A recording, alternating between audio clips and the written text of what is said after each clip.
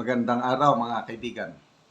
Gusto kong i-share sa inyo ang post ni Philip Tan sa Facebook reel, tungkol ito sa interview ng TV5 o 1PH, mga journalist na Cheryl Cosim, Ed Lingao, and then Miss Ami. In-interview nila si Atty. Vic Rodriguez tungkol sa pagiging Marcos supporter niya na ngayon naging Marcos critic, na sibak ba siya sa pwesto, nag-resign ba siya, and then yung plataforma ni Atty. Vic, yung ibababa niya yung threshold ng plunder. Ngayon 1 million na lang plunder na, tapos death penalty. At sabi nitong mga journalist na ito, nako, maubos ang mga corrupt government officials. So doon ako na attract sa mauubos ang mga corrupt government officials pag manalo si Atty. Vic bilang senador. Okay, pakinggan natin ang napakagandang interview. At ang sagot ni Atty. Vic, napaka full of wisdom. Direct to the point. Talagang from the heart ang kanyang sagot. Napakagaling talaga itong si Atty. Vic Rodriguez. Yung dalawa, talagang nakita ng taong bayan na napaka-solid. Ano ba yung pinakamabigat nyong dahilan sa pagtalikod sa kanya at pagiging kritiko ngayon? Personally, wala kaming naging problema ni Pangulong Bongbong Marcos nung kami magkasama, even before siya naging presidente, and all the time that I was in Malacanang and serving as executive secretary. Subalit, hindi naman kasi ang loyalty ko sa isang tao eh. I campaigned very, very hard at lahat ng aking lakas at nalalaman patungkol sa isang matiwasay na kampanya dahil naniwala ako na magsisilbi kami ng tapat sa sambayan ng Pilipino. At pagka hindi na yun yung direksyon, ako ang nahihiya, Cheryl, dahil alam naman din ninyong lahat, with all humility, ako nakaharap eh. Ilang beses akong humarap sa napakaraming tao.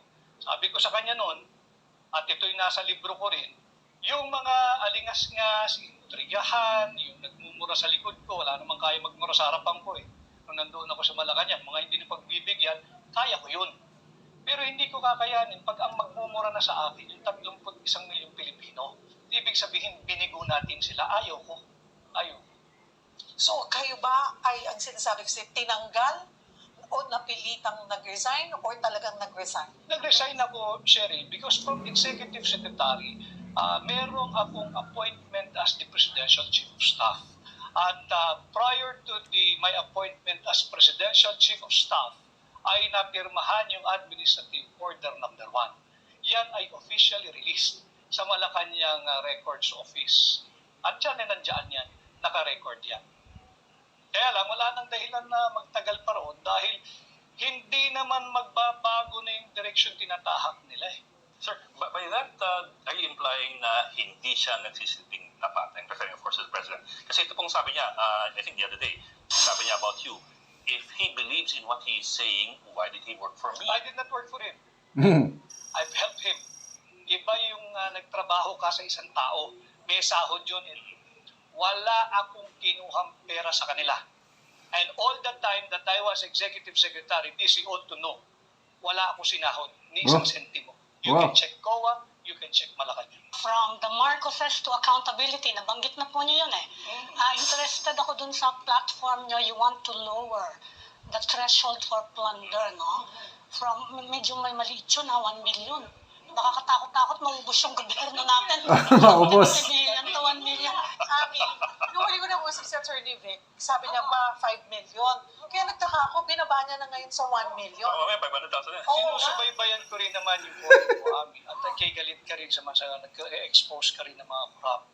Ang totoo naman talaga, kahit ang ordinaryong tao sa kalsada, galit sa corruption. Dahil sabi ko nga, yan ang alpha and omega ng maraming kahirapan natin Pilipino. And yes, the last time I was a guest ni Cheryl, ay 5 million yan. Wala pa dyan yung anomalous, illegal, immoral, unconstitutional, and criminal bicameral conference committee report. Sinasalaula pati yung proseso ng pagpasa ng budget. 28 items blanco na nagkakahalaga ng 241 billion. Pero hindi, baba na natin ito. Kung bababa mo lang din, baba mo na ng 1 million. And I think it will be a deterrent it will serve as a great deterrent sa mga magnanakaw. And I believe, hindi na ipapasa yung posisyon sa kamag-anak eh. Bakit? Nakaamba yung plunder eh. Pagka kumatikate kamay mo't nakialam ka riyan eh. And then after that, I was saying, and I'm still advocating for it, balik natin yung death penalty doon sa lahat na makakasuhan at mapapatunayan na guilty sa kasong plunder. Nang sa ganun, hindi mo na pag-aari yung pwesto. Bakit? Hindi mo naman siguro gustong mabitay yung anak mo, yung asawa mo, yung mga sino pang sumunod sa iyo dahil wag mo nang pakalaman yung pera ng gobyerno. Wow. Galing. So, 1 million pesos na lang. Plunder na. Ngayon kasi 50 million pesos. So, bakit mo pa hintayin magnakaw ka ng 50 million pesos bago ka makasuhan ng plunder? Oh. So, kung manalo si Atty. Vic Rodriguez, pag napatunayang nagnakaw ka ng 1 million pesos, plunder na yon at ang parusa death penalty. So, sang-ayon ba kayo doon? Ako, sang-ayon ako. Kaya ako, iboboto ko si Atty. Vic Rodriguez. Number 1 siya sa aking baluta. And of course, yung 9 others na inendorso ni VP Sara, Duterte ang tawag. Ano na ko nun?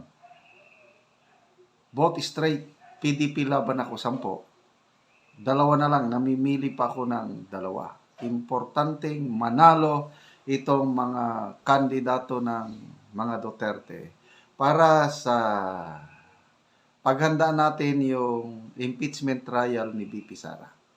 So ngayon, nakabalik na po si VP Sara galing sa Netherlands. After 3 weeks niya doon, inasikaso niya ang kalagayan sa kanyang ama, ating Tatay Digong. Ngayon, back to work. So, ang paghandaan po natin, impeachment. Dahil darating yung punto, magsimula ang trial. So, ang paghahanda natin, May 12, vote straight, PDP laban tayo. Para kung maraming senador na tutulong kay VP Sara, malusotan niya ang kanyang impeachment trial, mananalo, hindi nila matanggal sa pwesto, kakandidato siya sa 2028. Sa ngayon, wala pang tatalo kay VP Sara sa 2028. So, vote straight, PDP laban tayo. Mga kaibigan, salamat sa inyong pagsubaybay sa ating channel. Nakakatulong kayo ng malaki sa Tribong Talandig sa Bukidnon. Sa sweldo natin sa channel na ito, namimigay tayo ng yero at pako para ma-repair ang sira-sirang bahay ng Tribong Talandig. Panoorin nyo ang video na ito.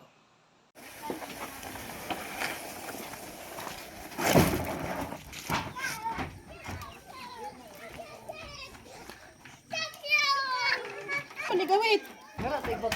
Nahubang ka.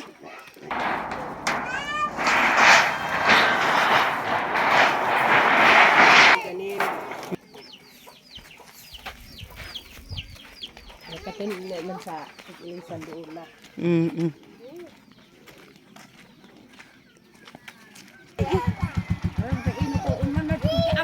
Magkabangga ka tatupot.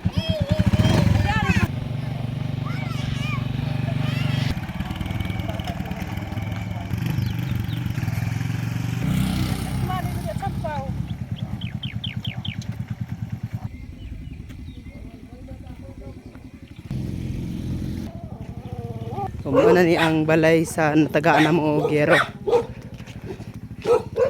Og muna ni ang balay sa natagaan na mo Ogero ug karon mag-atop na siya. So kuan na gyud nga yero. Karaan na gyud.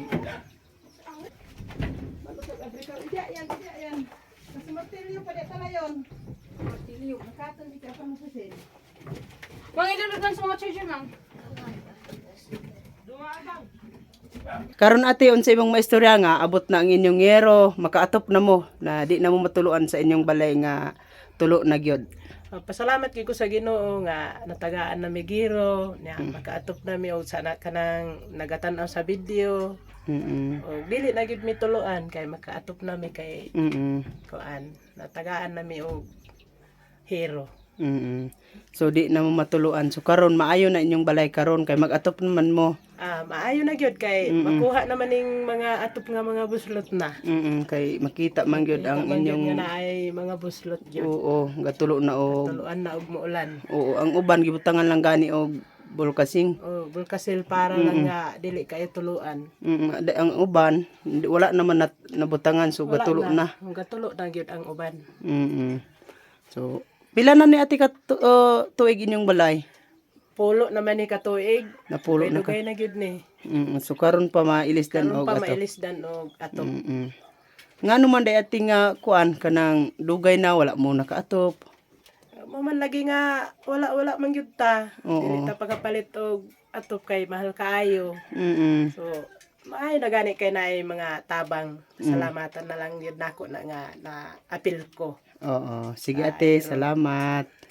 Oo, Salamat ano ni po ang sa balay niya? tabang nga hero. Oo.